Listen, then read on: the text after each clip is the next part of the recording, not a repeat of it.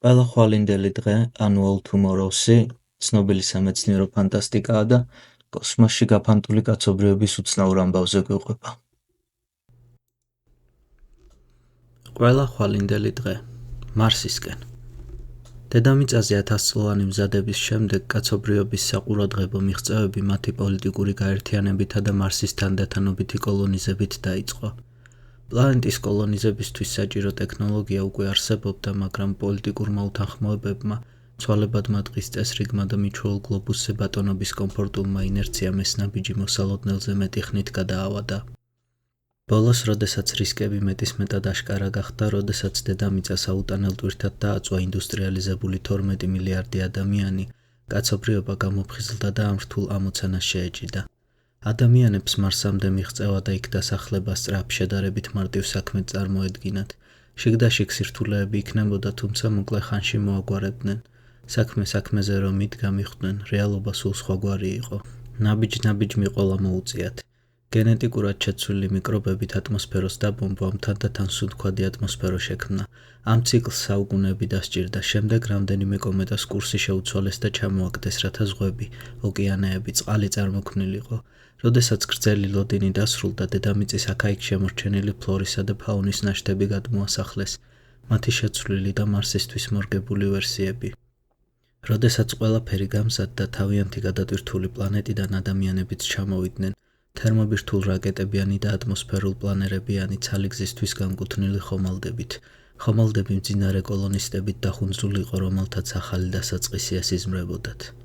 მარსზე პირველი ნაბიჯები არა ასტრონავტებმა, არამედ ფეხშიშველმა ბავშვებმა დაადგეს ბიოსინთეზურ ლორდ ქობალახზე. მარსელი ამერიკელები. რამდენიმე საუკუნის განმავლობაში მარსი პროვინციად რჩებოდა, ვითარდებოდა, თუმცა ვერ შეედრებოდა დედამიწას, რომელიც კიდევ უფრო ბრწყინვალე და დიდებული გახდა. გარემოს დამაბინძურებელი ინდუსტრიების მარსზე გადატანის შემდეგ დედამიწა ყველაფრით სარგებლობდა, ისე რომ თავის გადაღლილ ბიოსფეროს არ აზიანებდა. ძველ დედამიწას აყვავების ხანა დაუდგა, ეკონომიკური, კულტურული და სოციალური განვითარების ზენიტს მიაღწია. თუმცა ეს უსასრულოდ ვერ გაგრძელდებოდა. მსგავსად ამერიკისა, რომელიც დედა ევროპას თანდათანობით დასცილდა, მარსულმა ხელისუფლებებმაც ახალი მარსული იდენტობა შეიძინეს. ისინი მარსის ამერიკებად იქცნენ. მარსსა და დედამიწას შორის განსხვავებები არა მხოლოდ პოლიტიკური იყო. ნაკლები გრავიტაციის პირობებში გატარებულმა რამდენიმე თაობამ ახალ ამერიკელებს მაღალი კაფანდარა სხეულები შესძინა, რომლებიც დედამიწის პირობებში უჩვეულო შესახედავი იქნებოდა. ამას დამატებული ცოტაოდენი გენური ინჟინერიაც და მარსელების განსხვავებულობა ძალიან შესამჩნევი გახდა.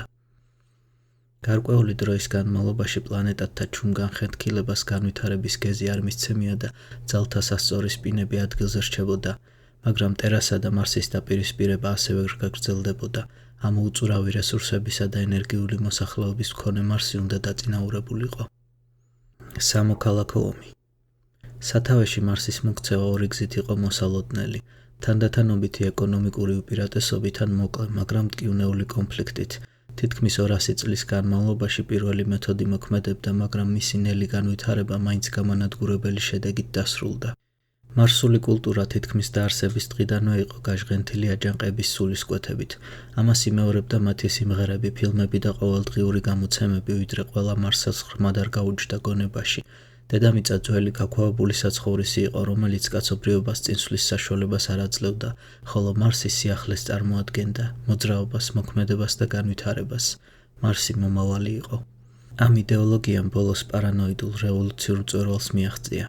დღევანდელიდან დაახლოებით 1000 წლის შემდეგ მარსულმა სახელმწიფოებმა დედამიწასთან ყოველგვარი საქონლით ვაჭრობა აკრძალეს, გარდა სასიცოცხლო დაუცილებლისა. ტერასთვის ეს სასიკვდილო განაჩენს ნიშნავდა. მარსის რესურსების და მრეწველობის გარეშე დედამიწის აყვავების ხანა სულ მალე ჩაბარდებოდა წარსულს. სასიცოცხლო დაუცილებელი პროდუქტებით ვაჭრობა გრძელდებოდა და შიმშილით არავინ მოკვდებოდა, მაგრამ დედამიწის თითოეული მოქალაქე მარსის ბოიკოტის გამოწლიური შემოსავლის 3/4-ს კარგავდა. დედამიწას ერთადერთი არჩევანი ჰქონდა, დაებრუნებინა უწინდელი პრივილეგიები ძალით, თუ კი საჭირო გახდებოდა. გაერთიანებიდან რამდენიმე საუკუნის შემდეგ ტერა ომისთვის მზადებას შეუდგა. ძველი დროის მოაზროვნეთა და ფანტასტიკოსთა უმეტესობას პლანეტათა შორისი კონფლიქტი ბრწყინვალე, სწრაფმოქმედებიან სპექტაკლად წარმოედგინა, უზარმაზარი ხომალდებით, ერთპილოტიანი გამანადგურებლებითა და ბოლო წამს გამოჩენილი გმირობებით. სინამდვილისგან ასე შორს არც ერთი ფანტაზია არ ყოფილა. პლანეტათა ომი ნელი გამაწამებელი პროცესი აღმოჩნდა. მათემატიკური სიზუსტით გათვლილი გადაწყვეტილებების სერია, რომლებსაც ბიბლიური მასშტაბების განადგურება მოსდევდა. უმეტეს შემთხვევაში ბრძოლის მონაწილენი ერთი მეორეს თვალითაც ვერ ხედავდნენ. უმეტეს შემთხვევაში ბრძოლის მონაწილენი არც არსებობდნენ. ომი დამოუკიდებლად მოქმედ რთულ მანქანათა შორის გამართულ დუელად იქცა. მათი პროგრამირების მიზანი იყო მეტი ზიანი გამოეწვიათ საპირისპირო მხარეს, ხოლო თავად მეტ ხანს გაეძლოთ. ასეთმა კონფლიქტმა ორივე მხარეს საზარელი ნგრევა მოუტანა. ფობოსი მარსის ერთ-ერთი მთვარე განადგურდა და მეტეორობის სეტყვად წამოვიდა. პოლუსზე მიღებული დარტყმისაგან დედამიწის მოსახლეობის მესამედი დაიღუპა. მარსის და დედამიწის ხალხები, რომლებიც ძლივს გადაურჩნენ სრულ გადაშენებას, მშვიდობაზე შეთანხმდნენ და მზის სისტემა კვლავ გაერთიანდა. მშვიდობა ძვირად მოიპოვეს, 8 მილიარდზე მეტი ადამიანი იყო დაღუპული. ვარსკვლავების ხალხი. გადარჩენილები შეთანხმდნენ, საჭირო იყო დიდი ცვლილებები, რათა მსგავსი ომი აღარასოდეს განმეორებულიყო. მათ მიერ დასახული რეფორმები იმდენად ყოვლისმომცველი იყო, რომ არა მხოლოდ პოლიტიკურ და ეკონომიკურ, არამედ ბიოლოგიურ ცვლილებებსაც გულისხმობდა. ორი პლანეტის ხალხებს შორის ერთ-ერთი უდიდესი განსხვავება ის გახლდათ, რომ დროთა განმავლობაში ისინი თითქმის სხვადასხვა სახეობად იქცნენ. საერთო აზრის თანახმად მზის სისტემა ბოლომდე ვერ გაერთიანდებოდა, ვიდრე ამ პრობლემას არ გადალახავდნენ. გამოსავალი ადამიანების ახალი ქვესახეობა უნდა ყოფილიყო. ისინი მხოლოდ დედამიწისა და მარსისთვის კი არა, თითქმის ყველა ტერაფორმირებული გარემოსათვის უკეთ მორგებულები იქნებოდნენ. ამ არსებებს უფრო დიდი ტვინები და განვითარებული უნარები ექნებოდათ, დედამიწელ და მარსელ წინაპრებს ყოველ მხრივ აჯობებდნენ. ყველა სხვა ვითარებაში თითქმის შეუძლებელი იქნებოდა მოსახლეობა სავალდებულო სტერილიზაციაზე ან ახალი, აღმატებული რასის წევრების გაჩენაზე დაგეთანხმებინა. მაგრამ რადგან ომი სულ ახლახან იყო მორჩენილი და მისი საშინელებები ყველას ახსოვდა, რადიკალური პროცესები შედარებით ადვილად გადაიტანეს. ახალი სახეობის დაბადებას აქა-იქ გამოხატულ უკმაყოფილებებზე და გაფიცვებზე ძლიერი წინააღმდეგობა არ შეხვედრია. ახალმა რასამ სულ რამდენიმე თაობაში დაამტკიცა თავისი ღირსებები. ერთ სახელმწიფოდ გაერთიანებულებმა ომში განვითარებული ტექნოლოგიის დახმარებით სწრაფად შეძლეს ვენერას ტერაფორმირება და კოლონიზება, შემდეგ იუპიტერისა და სატურნის ასტეროიდები და მთვარეები აითვისეს. თუმცა მალე მზის სისტემაც ვიწროდე ჩვენად. ახალ ხალხს გული უფრო შორს მიუწევდა შორეული ვარსკვლავებისა და ახალი პლანეტებისკენ. ისინი ვარსკვლავების ხალხად უნდა ქცეულიყვნენ. კოლონიზება და მექანიკური ოიდიპოსები. საპლანეტათა შორისო მოგზაურობა ვარსკვლავების ხალხისთვისაც კი უძნელესი გამოწვევა იყო. ადრეულ მოაზროვნეებს ამაზე თავი უკვე ნამტვრევი ჰქონდათ და გამოსავლად მხოლოდ სინათლის სიჩქარის გადალახვა, ჰიპერსივრცე და მსგავსი ფანტაზიები ესახებოდათ.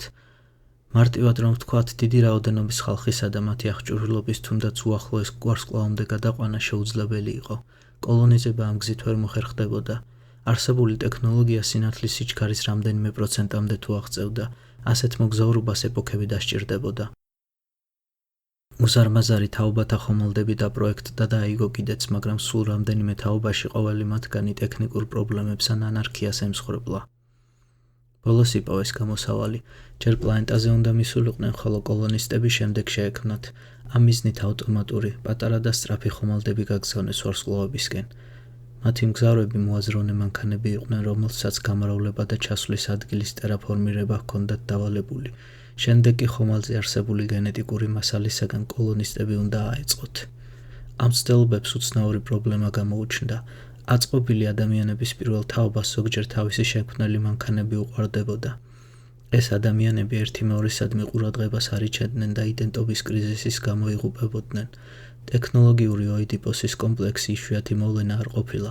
ახლად დაარსებული კოლონიების თითქმის ნახევარი ამ პრობლემამ შეიწირა. თუმცა გადარჩენილი ნახევარით საკმარისი აღმოჩნდა. კაცობრიობამ გალაქტიკის ცალი სპირალური მკლავი შეავსო. კაცობრიობის საფხული. გალაქტიკის კოლონიზებიდან მცირე დროში კაცობრიობას პირველი ოქროს ხანა დაუდგა. მანქანა წინასწარმეტყველთა მიერ აღზრდილმა და ოიდიპოსურ განსაცდელს თავდაღწეულმა ადამიანებმა ახალი ცივილიზაციები შექმნეს. ისინი მზის სისტემის ცივილიზაციას უტოლდებოდნენ და ჯობნიდნენ კიდეც. ზეცას მოფენილ კაცობრიობას ერთიანობა არ დაუკარგავს. ცივილიზაციებს ერთი მეორესთან უწყვეტი ელექტრომაგნიტური კავშირი ჰქონდათ. თითოეულმა კოლონიამ იცოდა შორეული ნათესავების ყოველდღიურობა. ინფორმაციის თავისუფალი მიმოცვლა უსწრაფეს ტექნოლოგიურ წინსვლასაც ნიშნავდა. რაღაცის გამოგონება ერთ პლანეტაზე გაუჭირდებოდა სხვა პლანეტებიდან ეხმარებოდნენ, ხოლო ყოველი ახალი მიგნება მაშინ ვრცელდებოდა ასობით სინათლის წლის მანძილზე. გასაკვირი არაა, რომ ცხოვრების დონე იქამდე წარმოუდგენელ სიმაღლეებს მიაღწია. უტოპია ნამდვილად არ დამყარებულა, მაგრამ კოლონიზებული გალაქტიკის მაცხოვრებლებს მხოლოდ იმდენი შრომა უწევდათ, რამდენიც თავად მოესურვებოდათ. კოსმოსის სიმდიდრისა და მანქანების გარჯის წყალობით თითოეულ ადამიანს ბევრ ახლადნელ ქვეყანაზე მეტი ნივთიერი და კულტურული სიმდიდრე ჰქონდა. დროთა განმავლობაში უცნაური ფენომენი აღმოაჩინეს. ვარსკვლავედში სიცოცხლის უცხო პლანეტური ფორმები მრავლად მოიპოვებოდა, მაგრამ ნამდვილად გონიერი არსებები არსად ჩადნენ.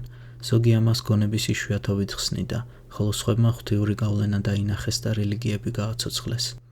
მთელ ამ თეორიებში ერთი კითხვა უპასუხოდ რჩებოდა: რა მოხდებოდა თუ კი კაცობრიობა კოსმოსში თანასწორ ან აღმატებულ ძალას გადაეყრებოდა?